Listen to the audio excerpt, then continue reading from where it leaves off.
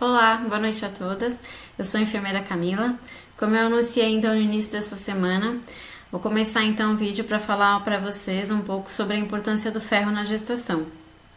A título de curiosidade, para vocês terem uma noção do quanto isso é prevalente, a deficiência do ferro nas gestantes, estima-se que a anemia da gestação ela atinge 60% das mulheres a nível mundial. Se a gente pensar, é um número até elevado de um tipo de coisa que pode ser suplementada, mas também pode ser prevenida através da nossa alimentação, através de medidas simples, mas que às vezes no dia a dia, no decorrer das atividades que a gente tem para fazer, a gente acaba não comendo muito bem todos os dias, não ingere os nutrientes necessários que a gente precisa, e principalmente as gestantes que tem que ter uma atenção muito maior nessa fase.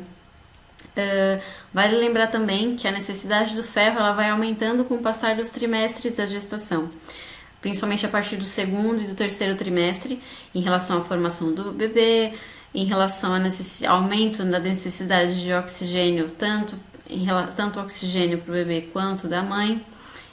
Então essa necessidade do ferro vai aumentando, lembrando que o ferro ele se liga à hemoglobina, que é a principal carreadora de oxigênio para o nosso corpo, para oxigenar os nossos tecidos, no caso da mãe e do bebê. E o que é importante dizer também, como eu disse agora há pouco, que é uma coisa prevenível se a gente prestar atenção e ter um cuidado com a nossa alimentação, os hábitos alimentares inadequados que a gente possa ter e que acaba tendo às vezes por uma fase ou por um período de tempo, eles são a principal determinante da deficiência de ferro no nosso organismo. Em relação aos prejuízos que podem acarretar a falta do ferro no nosso corpo, mais especificamente aqui, claro, o foco são as gestantes, a carência materna de ferro.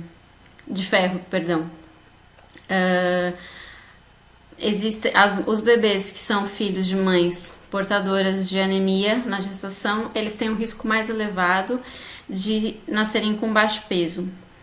O ferro também é um importante mineral no desenvolvimento do cérebro do bebê. Isso quer dizer o quê?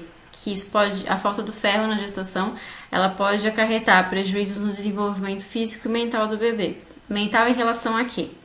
Mental em relação à diminuição da capacidade cognitiva do bebê, diminuição da capacidade de aprendizagem, de memorização, alteração também do estado emocional dessa criança a médio e longo prazo. Uma coisa também que é importante dizer, que às vezes pode ser confundido pelas mulheres e pela população em geral, é a diferença do ácido fólico e do ferro. Não são a mesma coisa. O ácido fólico é uma vitamina que pertence às vitaminas do complexo B, é a vitamina B9, e a deficiência dessa vitamina durante a formação do bebê, principalmente, ela pode ocasionar defeitos do encerramento do tubo neural, como espinha bífida, anencefalia, problemas que são graves, que geram graves consequências para o bebê. E como eu disse anteriormente, se a gente prestar atenção e conseguir ter um planeamento adequado dessa gestação, porque o mais indicado é que uma mulher que queira engravidar, que planeia engravidar, que ela comece a fazer a suplementação do ácido fólico 3 meses antes da concepção. E essa suplementação deve ser mantida também nos primeiros 3 meses de gestação. Essa suplementação é tão importante que para vocês terem uma noção, ela reduz em 95% as chances de ter esse tipo de malformação do encerramento do tubo neural do bebê. Isso é o ácido fólico. O ferro não, ele não é uma vitamina, ele é um mineral. E agora, para vocês saberem mais ou menos a diferença, existem 2 tipos de ferro. Isso vai depender da fonte de cada um. Existe o ferro M e o ferro não M. O ferro M ele é encontrado em alimentos de origem animal. Então, peixes, aves, fígado, que é um tipo de víscera, não é? E ele é mais facilmente absorvível pela mucosa do nosso intestino. Então, a biodisponibilidade dele é maior. E tem o ferro não M, que os alimentos onde ele é encontrado são principalmente os alimentos de origem vegetal, que é o feijão, hortaliças de folha verde, mais folha verde escura, como o espinafre, o brócolis, a couve, e ele tem uma disponibilidade que é um pouco mais reduzida, a sua absorção é um pouco mais diminuída e pode ser afetada por outros alimentos que a gente come em conjunto com esses alimentos que são fontes de vitamina, desculpe, que são fontes do ferro não M. Por isso que às vezes uma gestante pode pensar, poxa, mas estou fazendo suplementação de ferro na gestação de acordo com o que o meu obstetra ou com o que o profissional de saúde que acompanha a minha gestação aconselhou e mesmo assim continuo com os níveis baixos de hemoglobina, continuo ainda com uma certa anemia. Às vezes pode ser um cuidado na alimentação a mais, ou pode ser uma alimentação que ela esteja tendo que iniba a absorção desse ferro, que ela às vezes faz a suplementação e que não está sendo absorvido por conta de alimentos que ela come em conjunto com essa suplementação que faz. Então acaba anulando um pouco, diminuindo a biodisponibilidade desse ferro como suplementação que ela ingere. Então, para a gente conseguir entender melhor e para a gente potencializar e ajudar a potencializar o nosso organismo a absorver esse ferro todo que a gente ou suplementa ou consegue na alimentação diária. Então, os alimentos que eles inibem a absorção do ferro é o café, o leite, que são alimentos muito comuns e que fazem parte da nossa rotina diária de alimentação.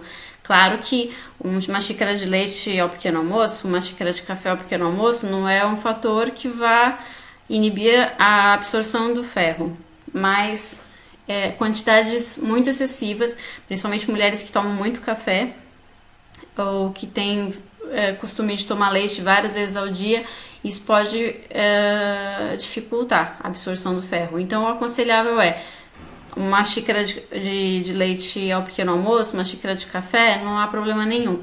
Mas o que é importante é depois se atentar para não consumir esses alimentos em grande quantidade, para não prejudicar a absorção do ferro. E saber e ter atenção agora, principalmente, aos alimentos que ajudam a gente potencializar, aumentar o nível de absorção do ferro pelo nosso organismo. Esses alimentos são as frutas cítricas.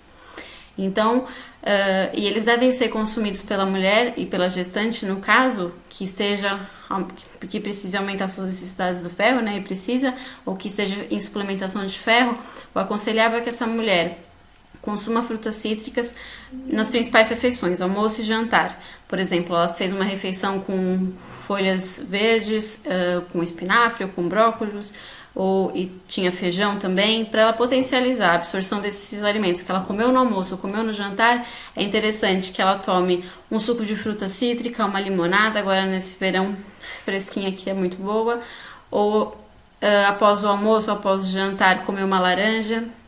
Alimentos ou frutas ricos em vitamina C, porque esses alimentos ajudam ao nosso corpo a aproveitar ao máximo e absorver ao máximo aquele ferro que a gente ingeriu, que está presente nesses alimentos que a gente comeu nessas principais refeições. E fica aqui então essas dicas dos alimentos que são fontes de ferro e dos alimentos que não são tão bons para a gente comer quando a gente precisa aumentar a absorção do ferro, e os alimentos que é interessante a gente consumir para potencializar a absorção do ferro pelo nosso organismo. Se tiverem alguma dúvida, ficou alguma questão, algum comentário que queiram fazer, sintam-se à vontade.